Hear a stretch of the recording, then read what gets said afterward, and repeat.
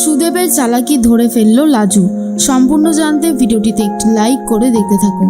গল্পের শুরুতেই দেখা যায় লাজু অনেক ভেবেচিন্তে সিদ্ধান্ত নিয়েই ফেলেছে সে আর সুদেবের সাথে ঘর করবে না, সুদেবের সাথে থাকবে না। আর সেই মতো অনুভবের সাথে কথা বলে একজন লয়ারের ব্যবস্থা করেছে। কলেজের ক্যান্টিনে সেই লয়ার এসেছে শৈশাবত করানোর জন্য, কারণ লাজু এই ব্যাপারটা আর ফেলে রাখতে চায় না। যত তাড়াতাড়ি সম্ভব সুদেবকে ডিভোর্স দিতে চায় লাজু। যথারীতি উকিলবাবু তার সমস্ত কাগজগুলো বার করে আর বলে সাইন করে দেওয়ার জন্য। লাজু যখনই সই করতে যায় তখনই চলে আসে সুদেব আর বলে, লাজু তুই সই করিস না ওই কাগজে, আমাকে আর একটা বার সুযোগ দে, আমি আর কখনো এরকম করব না। লাজু বলে, তুমি এখানে কেন এসেছো? এখান থেকে চলে যাও, আমি তোমার কোনো কথাই শুনবো না। এরপরে সবার সামনে লাজুর পা ধরে ক্ষমা চায় সুদেব আর বলে, আমি জানি আমি তোর সাথে অনেক অন্যায় করেছি, কিন্তু বিশ্বাস কর আমি নিজের থেকে এই অন্যায়গুলো করতে চাইনি। ওই টিচার দিদির জন্যই আমার এই সর্বনাশটা হয়েছে। আমি আর কখনো কারোর কোনো কথা শুনবো না, আমি শুধু এবার থেকে তোর কথাই শুনবো। তুই প্লিজ আমাকে ছেড়ে যাস না রে লাজু, আমি তোকে খুব ভালোবাসি, আর কখনো তোর পথে আমি বাধা হয়ে দাঁড়াবো না। এরপরেই উকিলবাবু বলে, এই জন্য আমি আপনাকে বলেছিলাম লাজবন্তী যে আপনি একটু ভেবেচিন্তে সিদ্ধান্ত নিন। এরপর লাজু কি করবে নিজেই বুঝতে পারছে না। অন্যদিকে অনুভব অপেক্ষা করে বন্ধুর কাছ থেকে শুনবে ফর্মালিটি সবকিছু ঠিকঠাকভাবে হয়েছে কিনা। এরপরই লাজু বলে, তুমি যে আবারও এরকম কিছু করবে না তার কি কোনো গ্যারান্টি আছে? সুদেব বলে, হ্যাঁ আছে, আমি তো তোকে কথা দিচ্ছি যে আমি আর এরকম অপরাধ করব না। তারপরেও তুই আমার কথা বিশ্বাস করতে পারছিস না? শোন লাজু, যা হবার হয়ে গেছে, তো যা ইচ্ছা কর, কিন্তু তুই আমায় ডিভোর্স দিস না। এইসব কথা শুনে লাজুর মন গলতে শুরু করে। তখন লাজু বলে, উকিলবাবু আমি কি বলবো আমি নিজেই বুঝতে পারছি না। এরপর উকিলবাবু বলে, আমি বুঝে গেছি, আপনি এই ডিভোর্স পেপারে সাইন করবেন না, তাই তো? দেখুন কাজটা আপনি ঠিক করলেন না। আপনি জানেন যে আমার একদিনের মাইনে ঠিক কত? এরপরই কাগজপত্র গুছিয়ে নিয়ে চলে যায়। তখনই লাজুর কথা ভাবছিল অনুভব যে লাজু কি সাইনগুলো করেছে। সুদেব ভাবে, যাক বাবা, আপদটাকে অবশেষে তাড়ানো গেছে। আমি তো জানতাম কিছুতেই আমি লাজুকে সই করতে দেব না, আর অবশেষে আমার মনের ইচ্ছেটা পূরণ হয়েছে। এরপরে লাজু বলে, কাজটা তুমি ঠিক করলে না, আমি জানতেও পারলাম না যে তুমি এখানে কি করে চলে আসলে। সুদেব বলে, অনেক তাড়াহুড়ো করে এসেছি রে লাজু, খুব ভালোবাসি তোকে, তোর সাথে ছাড়াছাড়ি হয়ে গেলে আমি যে আর প্রাণে এবারে সত্যি সত্যি বাঁচবো না। সমস্ত কথা শুনে লাজু বুঝতে পারে যে সুদেব ইচ্ছা করে হয়তো এই কথাগুলো বলছে।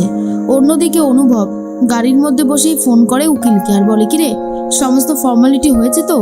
এরপর বন্ধুটি বলে, না রে, আরে ওর হাজবেন্ড সুদেব ও তো চলে এসেছিল, আর এসে একটু পায়ে টায়ে পড়লো, হাত ধরলো, আর লাজবন্তীর মন সরে গেল।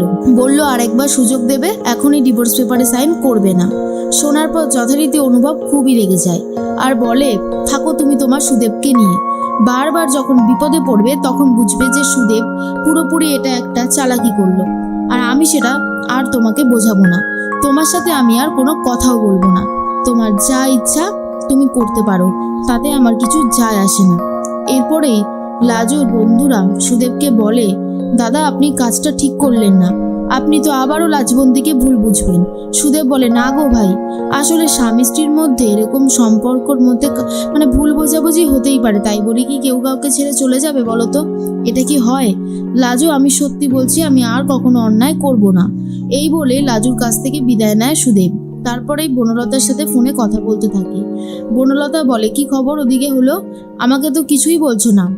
সুদেব বলে, ওই তো কথাবার্তা হয়ে গেছে, লাজু ডিভোর্স দেয়নি আমাকে টিচার দিদি। বনলতা বলে, বলেছিলাম না লাজুর মন খুব নরম, ওর হাতে পায়ে পড়লে ঠিকই ও ডিভোর্সটা দেবে না। যাক, এই যাত্রায় কিন্তু তুমি বেঁচে গেলে, তবে এখনই কিছু করার চেষ্টা করো না, তাহলে হিতের বিপরীত হতে 2 সেকেন্ডও সময় লাগবে না। এরপর সুদেব বলে, কি করব তাহলে টিচার দিদি? তখন বনলতা বলছে, শোনো, তুমি কি বলেছো ওকে, ও কি তোমাদের বাড়ি যাবে? সুদেব বলে, যাবে বলেছে, শনি রোববার যেরকম যেত সেরকমই যাবে। বনলতা বলে, বাহ, তাহলে তো খুবই ভালো, এরকম ভাবে যাওয়া আসা করুক, তারপর সুযোগ বুঝে আবার একটা আমি বুদ্ধি বার করি, দেন আমি কি করে ওকে পাকাপাকি ভাবে তোমার কাছে রাখার ব্যবস্থা করা যায় সেই বিষয়ে খোঁজ খবর নেব, ঠিক আছে? সুদেব বলে বেশ বেশ। আর এখন তো আমি আর কোনো রকমের কোনো দুষ্টুমি করব না, যাতে লাজু আমাকে বিশ্বাস করতে পারে। কি টিচার দিদি, আমি ঠিক বললাম তো? বনলতা বলে হ্যাঁ, একদম ঠিক কথা বলেছো। তাই শোনো, কালকে যখন লাজু বাড়িতে যাবে এসি বাসে করে ওকে নিয়ে যাবে, কেমন? সুদেব বলে এসি বাসের টাকা আমি কোথায় পাবো? টিকিটের তো অনেক টাকাই দাম হবে নিশ্চয়ই। বনলতা বলে তাতে কি হয়েছে, যত টাকাই দাম হোক না কেন তুমি ওকে নিয়ে যাবে, একটু একটু করে মনটাকে নিতে হবে তো না? এদিকে অনুভব বাড়িতে এসেও খুব রাগারাগি করতে থাকে। অনুভব তখন বলে দাদা ভাই, তুই এরকম ভাবে রাগারাগি করিস না, আমি তোর অবস্থাটা বুঝতে পারছি। কি বলতো, লাজু না একটা ভুল সিদ্ধান্ত আবারও নিল, আর এই সিদ্ধান্তের জন্য এবারে ওকে পস্তাবে হবেই। কিন্তু স্বামী স্ত্রীর সম্পর্ক তো, কোথাও গিয়ে যেন লাজু একটু আটকে গেল, আর ওই সুদেবটা ঠিক সময় একেবারে এসে বাধাটা দিয়ে দিল। অনুভব বলে তাতে কি হয়েছে রে অনু, কেউ যদি কারোর সিদ্ধান্তে একবারে দাঁড়িয়ে থাকে, অন্য কেউ এসে নাড়িয়ে দেওয়ার ক্ষমতা যতই প্রয়োগ করুক না কেন, তাতে কিছুই হবে না, তুই জানিস না এটা? এরপরেই লাজু বলে, অন্যদিকে লাজু ভাবে যে আজকে যেটা হলো সেটা হয়তো ঠিক হলো না, খিটকেল হয়তো আমার ওপরে খুবই রাগ করেছে, আর সেটাই হওয়া স্বাভাবিক। আমি যে কেন এই কাজটা করতে গেলাম আমি না বুঝতে পারছি না। ও আমাকে আবার ঠকাচ্ছে না তো?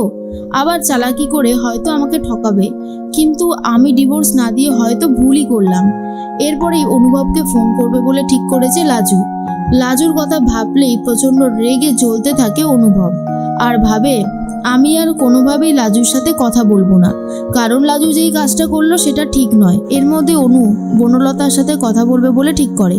তখন অনুভব বলে বনলতা এইসবের মাঝখানে রয়েছে আমি জানি, কিন্তু লাজু, ওই যে বললাম, লাজু যদি নিজের সিদ্ধান্তে দাঁড়িয়ে থাকতো তাহলে ওকে কেউই ওর সিদ্ধান্ত থেকে সরাতে পারতো না।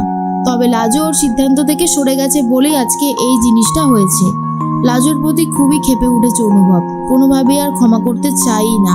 এদিকে বনলতা ভাবে যাক একটা দিক তো ভালো হয়েছে, না হলে লাজুর ডিভোর্স হয়ে গেলে লাজু যদি কলকাতাতেই থাকে, অনুভব ঠিকই ওর কাছে যাবে আর ওকে বিয়ে করে এই বাড়িতে নিয়ে আসবে, দেন আমাকেও তো ছেড়ে দেবে। এইটা তো আর হতে পারে না, তাই সমস্ত রকমভাবেই আমাকে সেই চেষ্টা চালিয়ে যেতে হবে, যেভাবেই হোক না কেন।